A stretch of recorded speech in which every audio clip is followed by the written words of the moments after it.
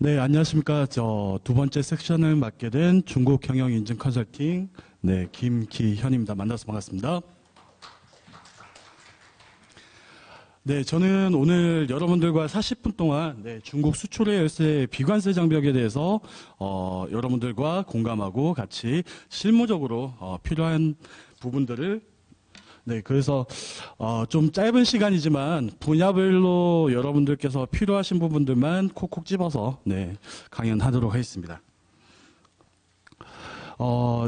중국 인증 인허가 비관세 장벽 많이 들어보셨을 거라고 생각합니다.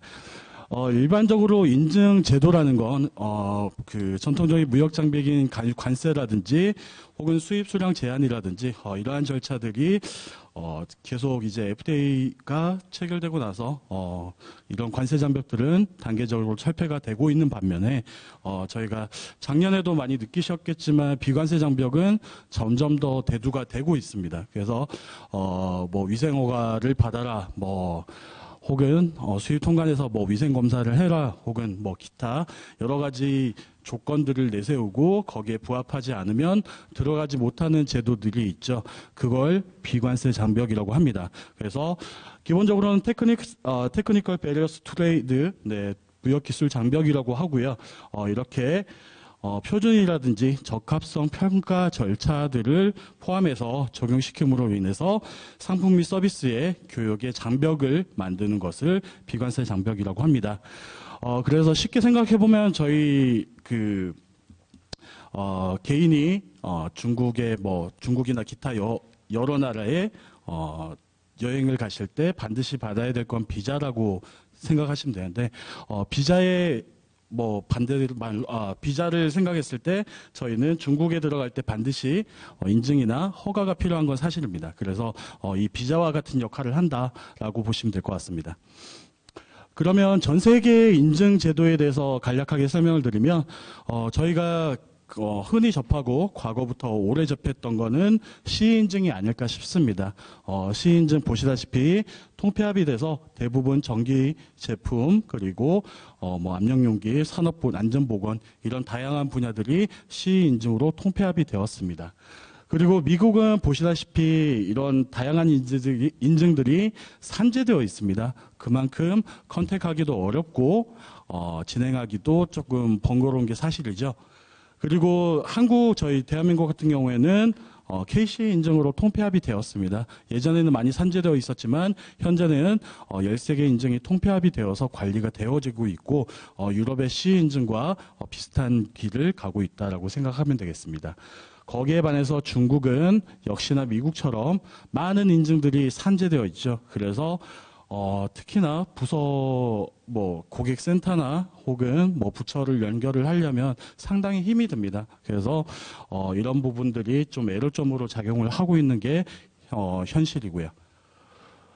그러면 중국의 인증 제도를 좀 구체적으로 설명을 드리자면 크게는 법적 강제 인증과 그리고 자원 인증이라고 하는 자율 인증이 큰 구분으로 나뉠 수 있겠습니다. 그래서 법적 강제 인증은 쉽게 말씀드리면 수출 전에 반드시 이 허가를 취득하거나 인증을 취득을 해야지만 수출을 할 수 있는 조건을 법적 강제 인증이라고 합니다.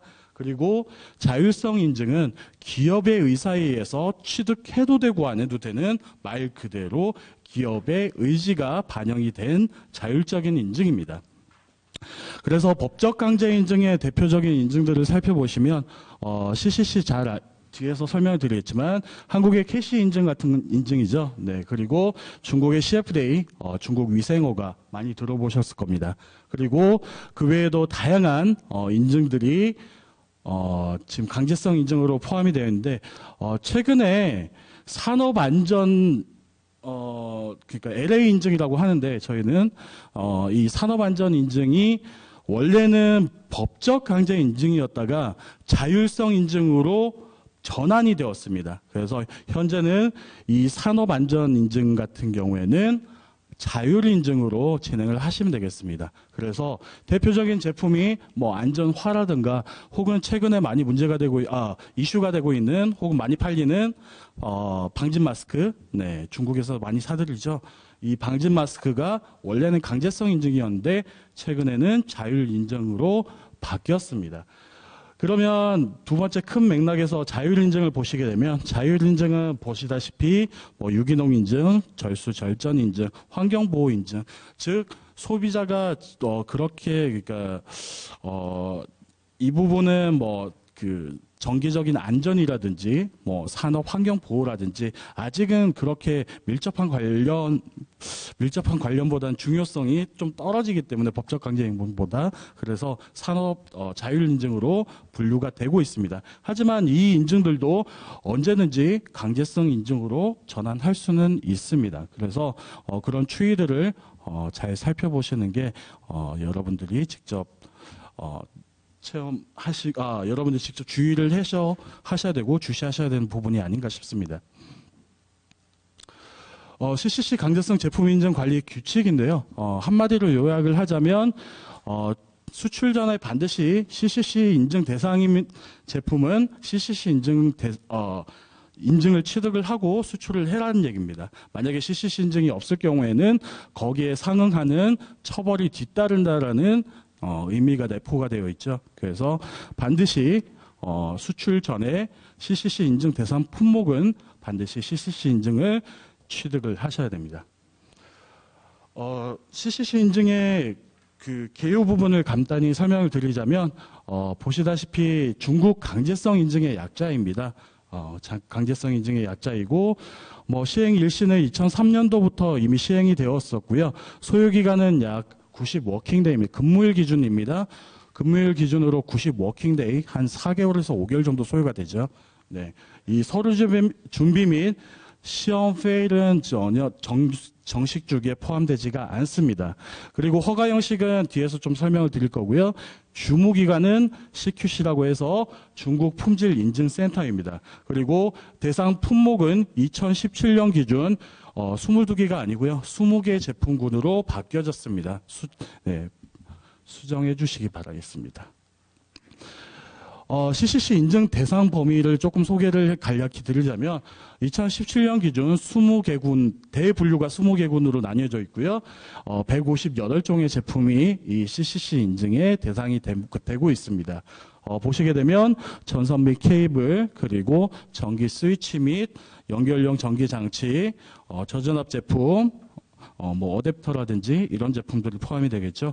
그리고 캐패시터, 소형 모터, 뭐 전동 공구, AVIT, 그리고 유아 완구류 제품들도 CCC 인증 대상에 속하고 있습니다. 하지만 의료기기가 CCC 인증이냐고 물으시는 분들이 상당히 많으신데 의료기기 같은 경우에 2013년도에 모두 그 전에는 뭐 몇몇 제품에 대해서 그 CCC 인증을 취득을 하면 수출을 할 수가 있었습니다. 하지만 2013년부터는 모두 중국 CFDA, 즉 중국 식약처로 업무가 이관이 돼서 2013년 이후에는 모든 의료기기는 CFDA 위생허가를 취득을 하셔야 됩니다.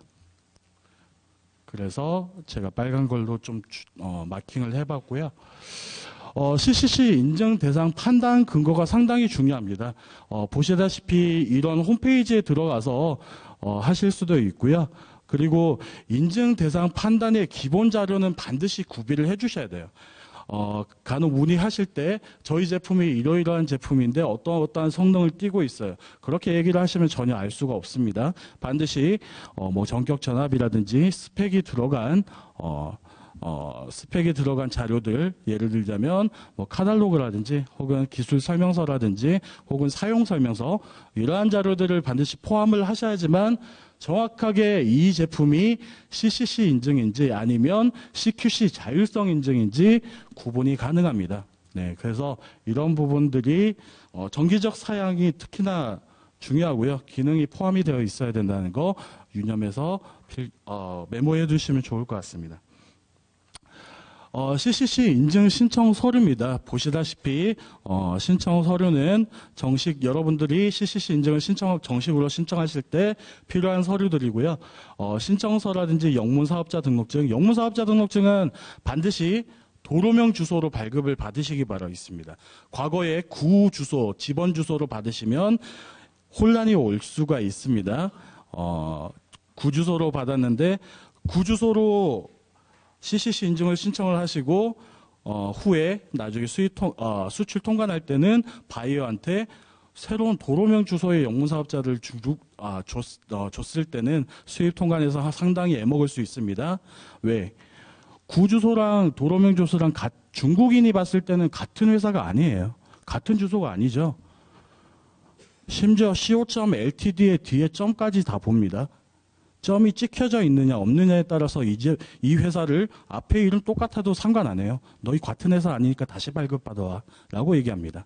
그러면 수입 통관에서 어떻게 되죠? 반송 조치가 되죠. 네. 식품이나 화장품 같은 경우에는 폐기 조치도 될 수가 있습니다.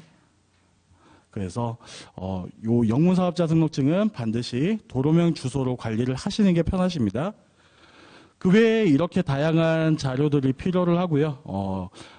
특히나 전기 제품일 경우에는 회로도나 원리도는 기본이겠죠. 네, 그래서 이런 회로도나 원리도를 반드시 제출을 하셔야 됩니다. 그리고 여러분들이 많이 틀리시는 게 주요 부품 리스트입니다. 저희가 실무를 하다 보면 주요 부품 리스트에 주요 부품만 넣어주시는 경우가 있는데 여기에서 말하는 거는 실무를 하다 보면 주요 부품뿐만 아니라 들어가는 예를 들어서 하우징이 있다, 케이스가 있다, 다 넣어주셔야 됩니다. 네. 들어가는 모든 부품들을 다 넣어주시는 게 FM이라고 보시면 될 것 같습니다. 거기에서 이제 부품 리스트를 보고 심사원들이 판단을 하는 거죠. 네. 그래서 주요 부품 리스트라고 해서 주요 부품만 넣지 마시고 모든 부품들을 다 넣어주시기 바라겠습니다. CCC 마크는 보시다시피 해당 제품이 안전인 플러스 EMC 전자파죠. 네. EMC까지 했느냐 아니냐, 그러면 안전만 했느냐, EMC만 했느냐, 혹은 소방 제품이냐에 따라서 이렇게 쓰는 마크의 표기가 조금 달라집니다.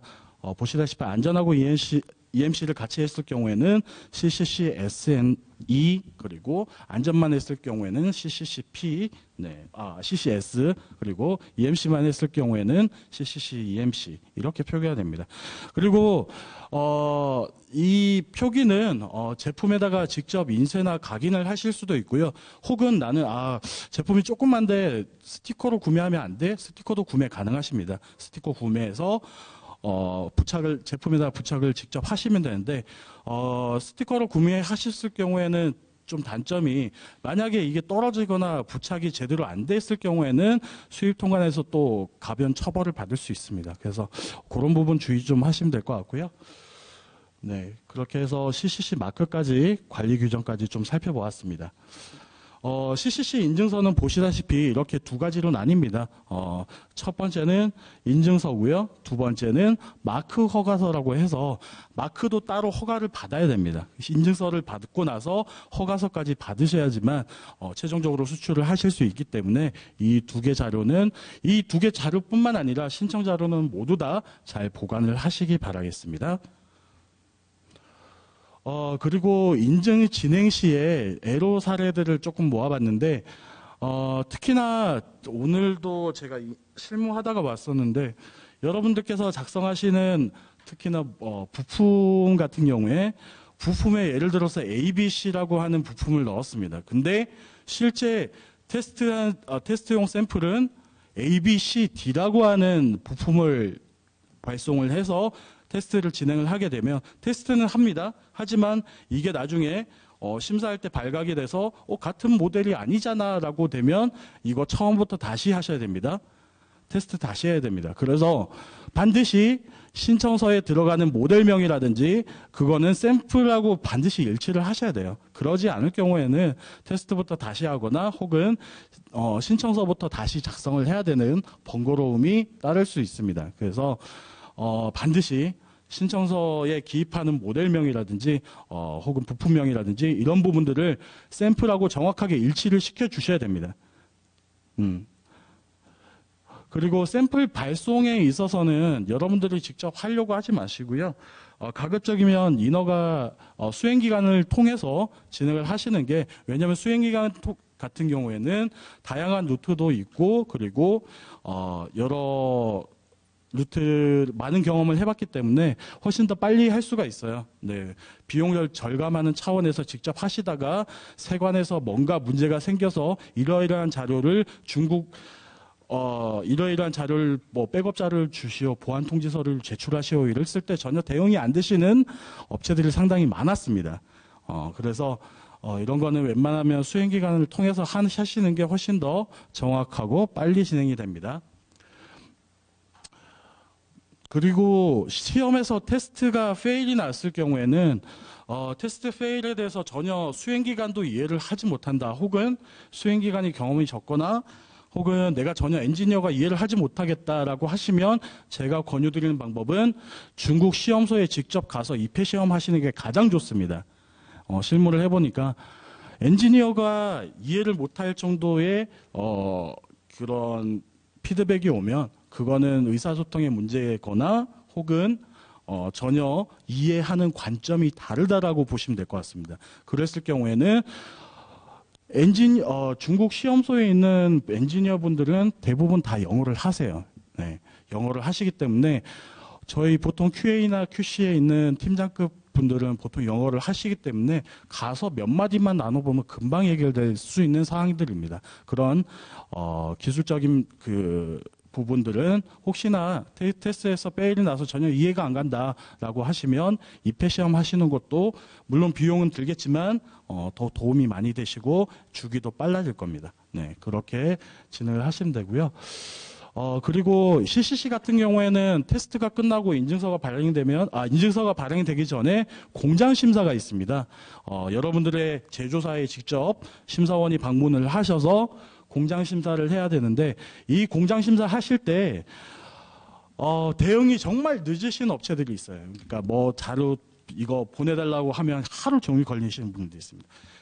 미리 시스템 인증이라든지 혹은 생산 라인에 관련된 혹은 신청서에 관련된 자료들은 미리 준비를 하시기 바라겠습니다. 만약에 이렇게 준비가 안 된 상황에서 지지부진하다가 하루 넘어가잖아요. 그러면 심사원의 권한으로 이 업체는 준비성이 떨어지기 때문에 몇 개월 뒤에 다시 심사하자라고 직접 권한으로 뒤로 연기를 할 수가 있습니다. 그래서 심사하실 때 대응 속도가 상당히 중요합니다. 예를 들어서 3&D라고 하면 2명에서 이틀을 해야 되는데 어떤 업체는 하루 만에 끝내는 업체들도 있어요. 네, 그런 업체들은 준비를 확실하게 한 거죠.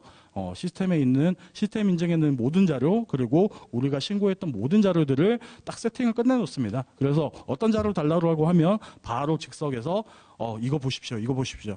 금방 끝나죠. 네, 그래서 여러분들이 특히나 초기 공장 심사를 처음 해보시는 업체들 같은 경우에는 이런 서면 자료들을 충분히 확보를 하신 다음에 미리 준비하시는 게 관건이 아닐까 싶습니다.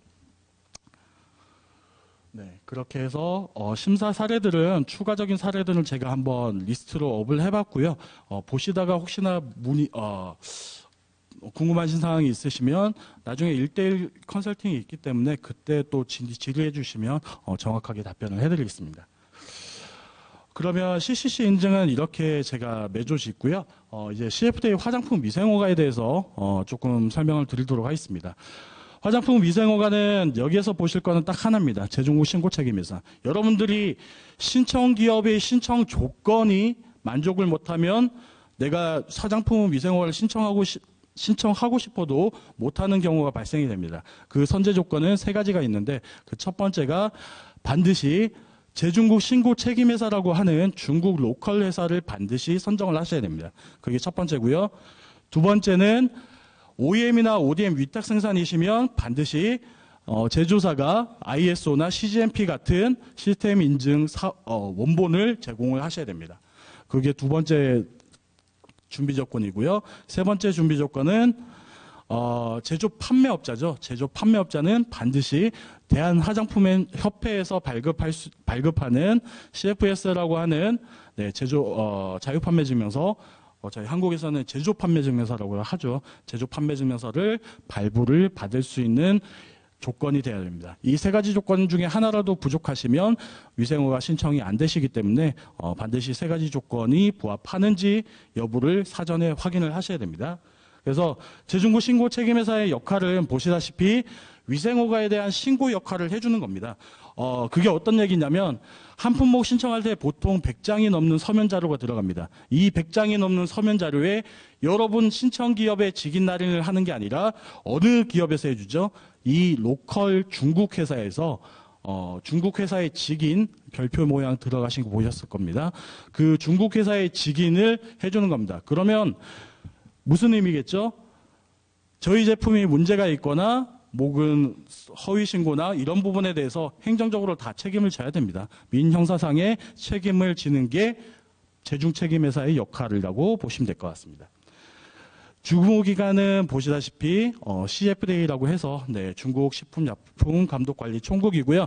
최근에 이 기관이 합병이 됐죠. 공산국과 그리고 AQSIQ라고 하는 질검총국 세 부처가 합병이 됐습니다. 그래서 지금은 시장감독관리총국이라는 새로운 부처로 탄생을 하고 신설이 되었다는 점 알아두시면 좋을 것 같습니다. 위생허가증인데요. 보시다시피 제가 앞서서 말씀드렸던 재중고 신고 책임회사가 반드시 있어야지 되고요. 위생허가증 첫 페이지에도 바로 이렇게 명기가 되어 있습니다. 그래서 이렇게 위생허가증을 받으시면 재중고 신고 책임회사가 표기되어 있는 것을 보실 수 있고요. 유의사항은 증서상에 신청한 정보가 다를 경우에는 반드시 증서 재발급을 받으시기 바라겠습니다. 제가 왜 이런 말씀 드리냐면 위생허가증에서 오타가 났습니다. 오타 난 그 위생허가증을 가지고 수입 통관을 하면 영문사업자 등록증이랑 위생허가증이랑 대조를 해봅니다. 그런데 위생허가증 정보가 달라요. 그러면 이 기업은 또 같은 기업으로 간주하지를 않습니다. 반려시켜버립니다. 네. 그래서 반드시 저희가 신청한 정보랑 다를 경우에는 위생허가증을 재발급을 받고 수출을 하셔야 됩니다. 개념에 대한 부분은 시간 관계상 이 부분을 한번 읽어보시면 되는 거기 때문에 넘어가고요. 제가 앞서서 말씀드렸던 이 CFDA라는 부처와 공산행정관리총국과 AQSIQ가 합병이 되었습니다. 그래서 지금은 시장감독관리총국이라고 해서 부처가 신설이 되었다는 점 알아두시면 좋을 것 같고요. 여전히 하지만 각 부처에서 하는 업무는 그대로 유지가 되고 있습니다. 이렇게 유지가 되고 있기 때문에 그대로 업무를 진행을 한다라고 생각하시면 되겠고요. 앞으로는 하지만 많은 변화가 있을 거라고 생각합니다. 시장감독관리부처로 새롭게 신설이 되었기 때문에 다양한 제도라든지 그 위에 하위 법규들이 나올 걸로 예상이 되기 때문에 앞으로의 추이가 상당히 중요합니다. 그러면 CFDA 화장품 유형 분류를 간단하게 소개를 시켜드리겠습니다. 소개드리자면 세 분류만 보시면 됩니다. 세 분류 보시면 대부분의 기초 화장품, 색조 화장품, 그리고 심지어는 립스틱이나 혹은 네일 방향, 향수 제품들도 일반 화장품에 다 속합니다. 저희 한국에서는 일반 화장품이라고 부르고요. 중국에서는 비특수 화장품이라고 부르고 일컫고 있습니다. 거기에 반해서 특수 용도라고 해서 기능성 화장품은 총 9가지로 분류되고 있습니다. 보시다시피 육모류, 염색제, 펌어제, 그리고 제일 많이 신청하시는 게 기미 제거류입니다. 피부의 미백 제품은 전부 다 기능성 화장품, 즉 특수 화장품으로 신고를 하셔야 되고요. 그 다음에 많이 신고하시는 게 이제 SPF나 PA가 들어간 선크림류 같은 경우에는 일소 방지류로 신고를 하셔야 됩니다.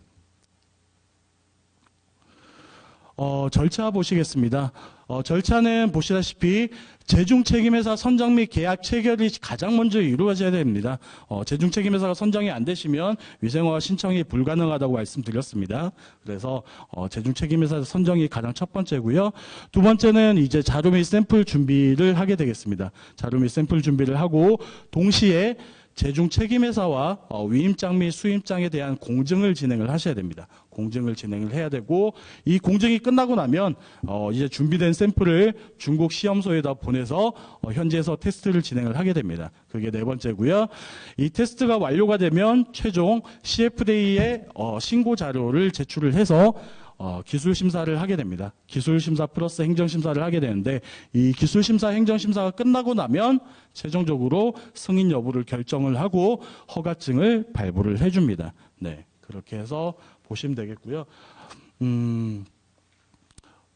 네, 특수용도도 보시다시피 절차는 동일합니다. 하지만 일반화장 비특수보다 어떤 부분에서 차이가 있죠?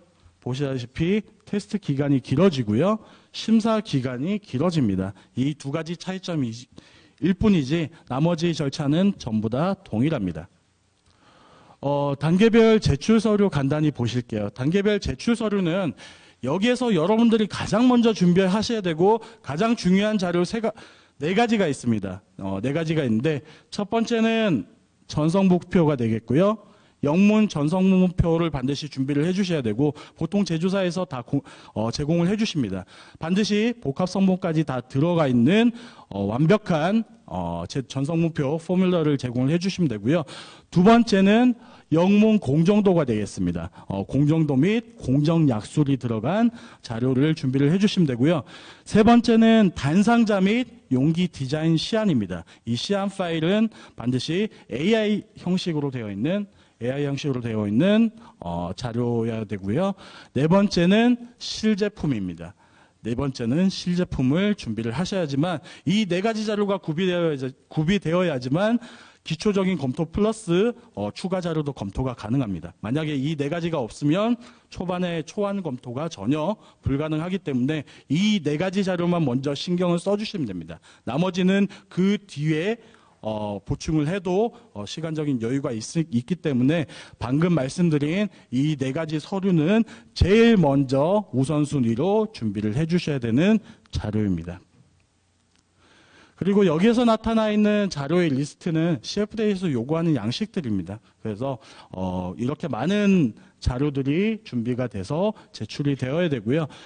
왜 한 품목당 100장이 들어가냐면, 어떤 신청서 같은 경우 일식 3부, 이렇게 일식 3부나 일식 2부 자료들이 많기 때문에 품목당 100장 이상의 서면 자료가 필요합니다. 그러면 즉 제중책임회사는 품목당 100장 이상의 도장을 찍어줘야 된다는 얘기가 되는 겁니다. 그 부분이 미리 협의가 되지 않으면 제중책임회사가 나중에 나 몰라라 하는 케이스도 많이 봤습니다. 최근에 푸동신고라고 해서 시범 등록제가 신설이 되었습니다. 이게 어떤 얘기냐면, 기존보다 이거 보시면 될 것 같아요. 지금 푸동신고 같은 경우에 기존보다 빨리 들어갈 수 있습니다. 그런데 상해 푸동신고로만 수출을 하셔야 돼요.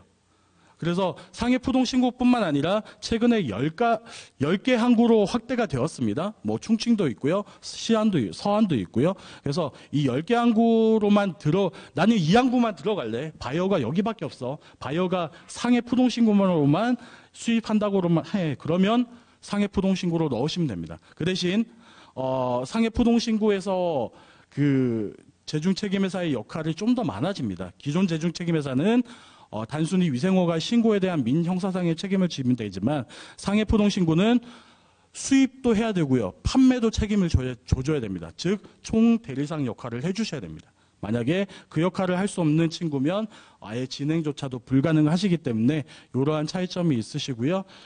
기존보다 많이 좋아졌습니다. 그러니까 기존은 위생허가증이 취득을 해야지만 수출이 가능하셨다면, 이 시범 등록제는 테스트가 끝나고 나서 등록증만 받으면 수출이 가능하세요. 그러니까 기존보다 한 2달이나 3달 정도의 시간적으로 빨리 나가실 수 있는 거죠. 그래서 나는 상해 푸동신고만 나갈래, 난 충칭만 나갈래라고 하시는 분들은 이렇게 시범 등록제로 진행을 하셔도 2, 3개월 정도 세이브가 될 것 같습니다. 그거는 여러분들의 내부 사정에 내부 실정에 따라서 결정을 해주시면 되는 사항입니다. 근데 기존 CFDA 위생허가 좋은 점은 뭐냐면 반대로 생각해 보시면 위생허가증 취득까지 뭐 2, 3개월이 더 걸리지만 내가 전국에 있는 어떤 항구도 다 들어갈 수 있다는 점, 그게 또 중요하죠. 만약에 이거는 또 물류비의 차이를 가져옵니다. 예를 들어서 상해 부동 신고로 수입했는데 바이어가 대련 쪽에 있어요. 그러면 국내 운송비가 엄청나겠죠. 그게 차이입니다. 그래서 여러분들의 실정에 맞게끔 선택하시면 되는 사항입니다. 자주 묻는 Q&A 신문 10답에서 제가 지금 신강 강의상 위생허가증을 취득한 제품의 제조업체를 변경하여 판매를 할 수 있나요? 할 수 있습니다. 하지만 제조업체가 변경이 되면 위생허가를 테스트부터 다시 하셔야 됩니다. 그 주의점만 상기를 하시고 진행을 하시면 될 것 같습니다. 테스트부터 다시 하면 어떻죠? 거의 신규 신청하고 맞먹습니다. 그러면 역시나 비용과 주기가 신규 신청하고 거의 동일하게 진행이 된다고 보시면 될 것 같습니다. 그리고 리필용에 대해서는 어떻게 해야 됩니까?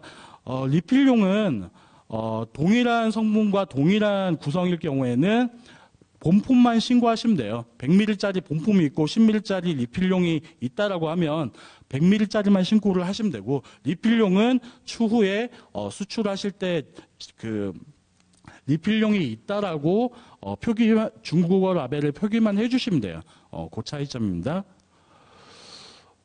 그리고 위생허가 진행 시 샘플은 얼마나 필요한가요? 많이 물으시는데, 보통 30ml 기준으로입니다. 30ml 기준으로 보통 20개에서 25개 정도 필요하시고요. 만약에 저희는 색조 화장품인데 1g짜리예요. 그러면 한 1000개 필요하십니다. 그거는 용량에 따라서 달라집니다. 30ml 이상일 경우에는 25개면 충분하지만 30ml 이하가 됐을 때는 이때부터는 이제 구간별로 나뉘게 되고, 제가 1g짜리 신청했을 때는 1000개 정도가 필요합니다. 그래서 이런 부분들도 용량에 따라 달라지는구나, 종류에 따라서 달라지는구나. 마스크팩 같은 경우에는 25g 기준으로 70개 정도 준비를 하시면 됩니다. 그래서 그 화장품의 종류와 용량에 따라서 샘플의 수량이 달라질 수 있다라는 점만 이해를 하시면 될 것 같습니다. 나머지 부분은 시간 관계상 넘어가고요. 마지막으로 식품 인증 제도에 대해서 간략하게 설명을 드리겠습니다. 저희가 보시면 최근에 식파라치라는 제도를 중국에서 운영을 하고 있습니다. 여러분들 예전에 교통법규 위반하면 파파라치를 사진 찍어서 어디다 보냈죠? 경찰서에나 관할 부처에 보내면 뭐 받으셨죠? 포상금 받았습니다. 중국에서 현재 이걸 식품 분야에 응용을 해서 식파라치라는 제도를 운영을 하고 있습니다. 식파라치한테 걸리면 최소 판매 금액의 5배에서 10배까지 그 과징금을 맞을 수가 있고요. 당연히 수입업자도 거기에 상응하는 처벌을 받을 수가 있습니다. 그래서 저희가 특히나 식품 같은 경우에 중국에서 상당히 까다롭게 구죠. 어떠한 내용이냐면 보시다시피 요 관리 및 감독 기간은 시간 관계상 좀 넘어가도록 하겠습니다. 이렇게 다양한 식품안전법이 법률과 법규, 부문 규정이 존재하고 있습니다. 존재하고 있고요. 저희가 왜 이 비관생 장벽을 지켜야 되는지 이유부터 먼저 설명을 드리자면, 65조 AQSIQ 기업 등록이라 되어 있습니다. 중국으로 식품을 수출하는 수출상 혹은 수출 대행사는 반드시 이 AQSIQ의 수출상 등록을 해야 됩니다. 그게 첫 번째 조건이고요. 두 번째 66조에 보시면 CIQ 중물 라벨링이라고 되어 있죠. 수입되는 포장 완료된 수입 식품은 반드시 중국어 라벨을 작성을 해서 붙여야 됩니다. 네, 그게 여기에 나와 있죠. 그래서 이 두 가지, 일반 식품 같은 경우에는 일반 식품뿐만 아니라 모든 완제품된 포장된 식품은 이렇게 수출상 등록하고 중국어 라벨이 반드시 완료가 되어야 됩니다. 중국에서는 식품을 종류별로 이렇게 구분을 하고 있습니다. 보시다시피 일반 식품, 건강기능식품, 유산균, 유기농식품, 수산용 육류제품, 신자후 식품. 왜 이렇게 구분을 해놓았냐면 부처마다 받아야 되는 허가나 인증이 다릅니다. 예를 들어서 죄송합니다. 일반 식품은 방금 중국어 라벨이라든지 수출상 등록을 하셔야 되고요. 그리고 보건식품은 중국 CFDA, 중국 식약처의 보건식품 위생허가를 취득을 하셔야 됩니다. 그리고 수산류, 육류, 유제품 같은 경우에는 공장 심사를 중국에서 오세요. 그래서 해외 생산자 등록이라는 인증을 받으셔야 되고요. 신자원식품은 위생부의 신자원 허가라는 게 또 따로 있습니다. 그래서 여러분들이 해당하는 식품 종류에 따라서 주무기간이 달라지고 받는 인증도 달라진다는 점 이해하시면 될 것 같습니다. 그래서 지금 보시면 2012년도 4월 20일부터 반드시 중국어 라벨을 반드시 해라라고 강제적으로 실시하고 있고요. 2013년 1월 1일부터는 중국어 라벨 안에 영양 성분까지 반드시 표기를 해라라고 강제적으로 실시를 하고 있습니다. 라벨 심사 제출 서류 및 관리 규정은 시간 관계상 넘어가도록 하겠습니다. 그리고 라벨링 제도도 표기사항은 저희 한국하고 대동소이한데요. 이러한 사항들을 강조를 하고 있고요. 보시면 중국도 저희 한국과 별반 차이가 없습니다. 하지만 디테일에서 좀 차이가 있어요. 뭐 예를 들자면 글자체라든지 글자 규정이라든지 뭐 이런 사이즈라든지 이런 부분에서 좀 차이가 있습니다. 그래서 기본적인 내용은 보시다시피 고추장 같은 경우에 이러한 사항들이 반드시 표기돼서 이렇게 중국어 라벨이 제작이 되어야 되고요. 음료 같은 경우에는 고추장보다는 조금 더 간단한 내용으로 제작을 하시면 되겠습니다. 그래서 기존의 생수업체에 저희가 진행을 해드린 적이 있었는데 보시다시피 한글 라벨이 있고요. 중간에 한글 라벨에 대응되는 중문 라벨입니다. 그래서 이렇게 반드시 제품에 인쇄나 혹은 스티커를 중문 라벨 스티커를 부착을 해야지만 정상적으로 수입 통관 및 유통 판매가 이루어집니다. 그래서 수입식품의 주요 불합격 원인에 대해서 좀 조사를 해보았는데 요거 하나만 보시고 넘어갈게요. 불합격된 사례들을 조금 모아봤는데 수입 식품 같은 경우에는 이렇게 증서 제공 미비가 상당히 많았습니다. 그 증서 제공 중에서 증서라고 하는 거는 증빙서류가 미비하다는 거겠죠. 증빙서류가 어떤 게 가장 미비했는지 조사를 해보니까 첫 번째로 헬스 서티피케이트가 없었습니다. 이 헬스 서티피케이트가 뭐죠? 위생증명이죠. 위생증명서가 없어서 반려가 된 사실이 가장 많았었고요. 두 번째는 중국어 라벨이나 원산지 증명서를 발부를 안 받았던 케이스입니다. 그래서 이 세 가지 서류들은 반드시 수출 면장이 나오시면 신청을 하셔서 발부를 받으시기 바라겠습니다. 그리고 지금 보시면 여러분들이 가장 많이 오해하고 계시는 게 저희 한국 식품이 중국보다 훨씬 더 선진화됐죠. 규정도 앞서 있고요. 저희가 오랫동안 중국보다 많은 좋은 시스템을 운영을 하고 있습니다. 하지만 감히 말씀드릴 수 있지만 중국의 식품 규정이 유럽보다 까다롭습니다. 식품 수입 규정이, 그리고 식품에 대한 규정도 유럽보다 까다롭고요. 심지어 한랄에 버금갑니다. 네, 보시면 왜 그런지 말씀을 드릴게요. 일반 세균수 기준 초과로 부적합돼서 통관해서 폐기된 사례입니다. 왜 그런지 보시면 중국의 일반 세균수 기준이 g당 750 이하입니다. 한국은 얼마죠? g당 10,000 이하입니다. 몇 배 차이 나시죠? 13배 정도 차이 납니다. 그리고 과자의 과산화 물가 기준으로 부적합해서 역시나 폐기 맞으셨습니다. 이렇게 위생검사에서 불합격이 나면 대부분 전량 폐기입니다. 그래서 여러분들 제품 중에 또 사례를 말씀드리면 중국의 과산화 물가 기준이 100g당 0.5g 이하입니다. 한국은 얼마일까요? 100g당 1g 이하입니다. 몇 배 차이 나시죠? 4배 차이 납니다. 그렇게 해서 지금 이렇게 중국 기준을 만족을 못해서 적발된 사례들이 상당히 많습니다. 자, 인식하자 하나만 가져가시면 됩니다. 중국의 제품 기준이 한국보다 높다라는 인식만 가져가시면 거기에 맞게끔 행동하시겠죠. 네. 중국 제품 표준 반드시 보셔야 됩니다. 중국 제품 표준, 예를 들어서 과자다. 과자에 대한 중국 제품 표준이 다 나와 있습니다. 그걸 보셔야지만 저희가 중국향 제품을 만들 수 있습니다. 중국 기준치도 만족하실 수 있고요. GB라고 합니다. 중국에서 국가표준, 고자標준이라고 해서 그 약칭 GB라고 하는데 이거 반드시 보셔야 됩니다. 예, 팁으로 말씀드린 거고요. 수출 통관 절차는 시간 관계상 이렇게 흘러간다는 전체 흐름도만 이해하시면 될 것 같고요. 중국 진출을 위한 제어는 중국 정책이 계속 관세가 철폐됨으로 인해서 이제 잡을 수 있는 건 비관세 장벽밖에 없습니다. 그래서 앞으로도 이런 규정의 잣대가 엄격해질 건데 그런 부분에 대해서 저희가 FM대로 가셔야 됩니다. 예전에는 많이 AM으로 가셨죠. AM으로 허용되는 시기가 있었습니다. 왜? 자국 식품 산업의 발전을 위해서 허용되는 시기가 있었는데 앞으로는 그게 더 힘들어질 전망입니다.